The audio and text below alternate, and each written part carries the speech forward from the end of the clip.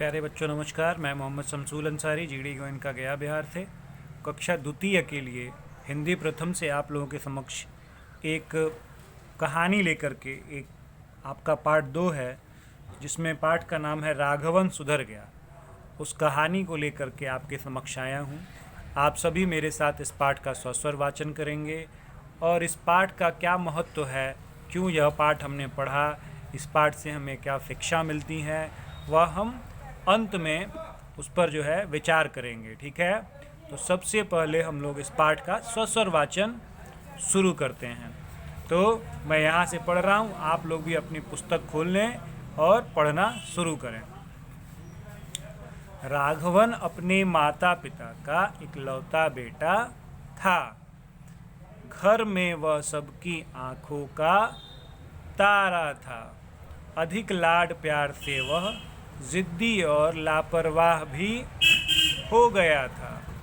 वह कोई भी चीज़ ठीक ढंग से नहीं रखता था। स्कूल से आकर अपने जूते, मोजे और बस्ता सब इधर उधर फेंक देता था।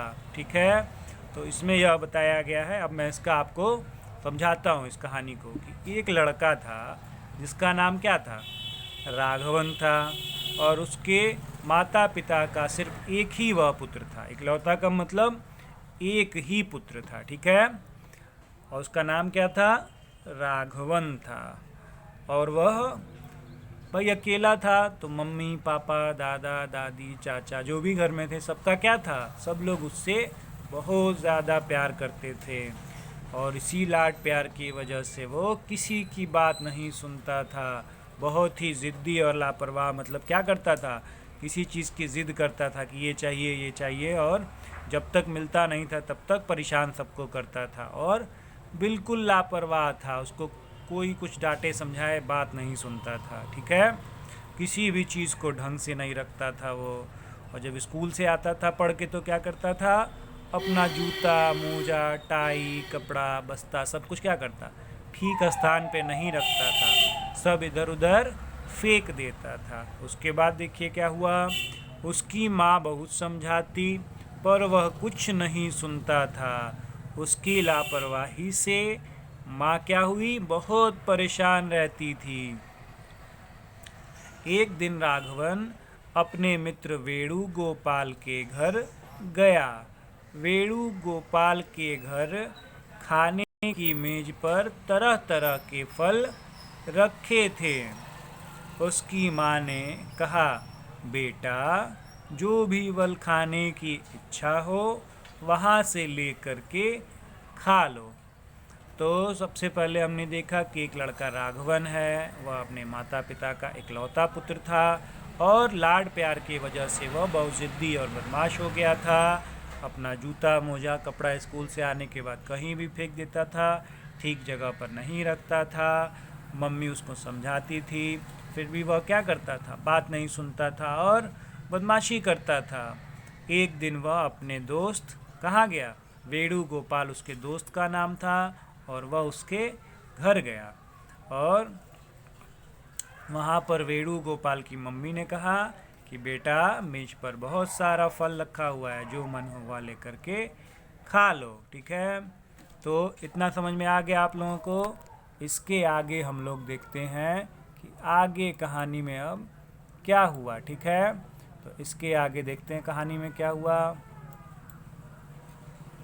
इसके आगे राघवन ने एक केला उठाया और उसे छिलकर खाने लगा। किसने, राघवन ने।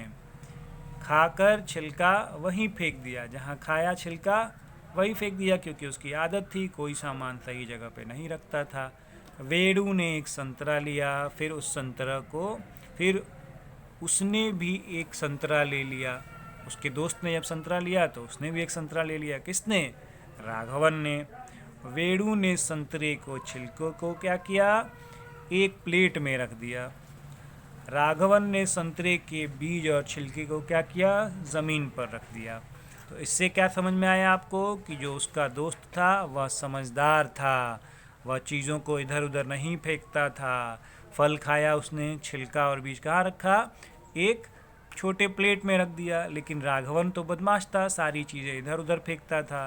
केला का छिलका फेंक दिया, संतरा का बीज और छिलका क्या किया, जहाँ खाया वहीं ज़मीन पर उसने फेंक दिया। अब उसके आगे देखिए क्या होता है, उसके आगे की कहानी हम लोग देखते हैं। वेणु गोपाल का छोटा भाई नंदू वहाँ आया। अचानक केले के छिलके पर उसका पैर पड़ा, वह गिरा धड़ाम। राघव को क्या हुई, हंसी आ गई, लेकिन वेणु हंसा नहीं। उसने अपने भाई को उठाया, प्यार से सहलाया, फिर कमरे में बिखरे छिलके और बीज उठाकर उसने कूड़ेदान में डाल दिया। यह देखकर राघव क्या हुआ, शर्मिंदा हो गया। उसे अपनी गलती का एहसास हुआ। तब से उसने अपनी आदत सुधारने का निश्चय किया। ठीक है, उस दिन से राघवन सुधर गया। अब वह सब चीज़ें जगह पर रखने लगा। उसकी माँ यह देख करके बहुत खुश हुई। तो अभी तक हमने पढ़ा था कि वह क्या किया, केला संतरा का छिलका ज़मीन पर फेंक दिया, और वेणु का एक छोटा भाई था, वह निकला रूम से और केले के छिलके पर क्या हुआ, उसका पैर पड़ा, और जैसे ही उसका पैर पड़ा वो क्या हुआ, गिरा धड़ाम से। ठीक है, राघव तो हंसने लगा, लेकिन उसका भाई हंसा नहीं। उसको अपने भाई को उठाया, रूम में ले जाके सहलाया, फिर उसने क्या किया, सारे छिलके जो गिरे थे उसको उठा करके कूड़ेदान में डाल दिया। यह देख करके क्या हुआ, राघवन को अपनी गलती का एहसास हुआ कि मैं अगर छिलका नहीं फेंका होता तो उसका भाई गिरता नहीं। मुझे क्या करना चाहिए था, कूड़ेदान में छिलका डाल देना चाहिए था। यह सोच करके वह सुधरने का प्रयास किया, और उसके बाद वह सुधरने लगा, जिससे उसकी माँ बहुत ज़्यादा खुश हुई। अच्छा, अब इस कहानी से हमको क्या सीख मिलती है, कोई बताएगा? चलो आप लोग आपस में डिस्कस करना, मैं आप लोगों को बता देता हूँ इस कहानी से हमें क्या सीख मिली। इस कहानी से हमें यह शिक्षा मिलती है कि हमें सभी चीज़ों को उसके सही स्थान पर रखना चाहिए, साफ सफाई का ध्यान देना चाहिए। ठीक है, और सभी काम स्वच्छता से करना चाहिए, बड़ों की बात माननी चाहिए, ज़िद नहीं करना चाहिए, मम्मी पापा को परेशान नहीं करना चाहिए, और कोई भी काम क्या करना चाहिए, ध्यानपूर्वक करना चाहिए।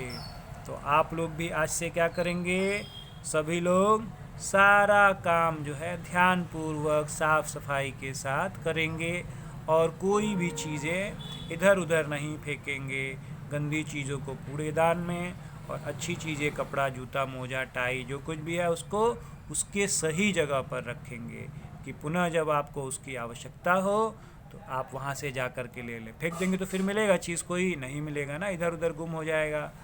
तो इस चीज़ का ख्याल रखेंगे, सभी लोग इस पाठ का सस्वर वाचन करेंगे, और पुनः जो है कल हम लोग मिलेंगे, इस पाठ के आगे के अभ्यास कार्य को देखेंगे।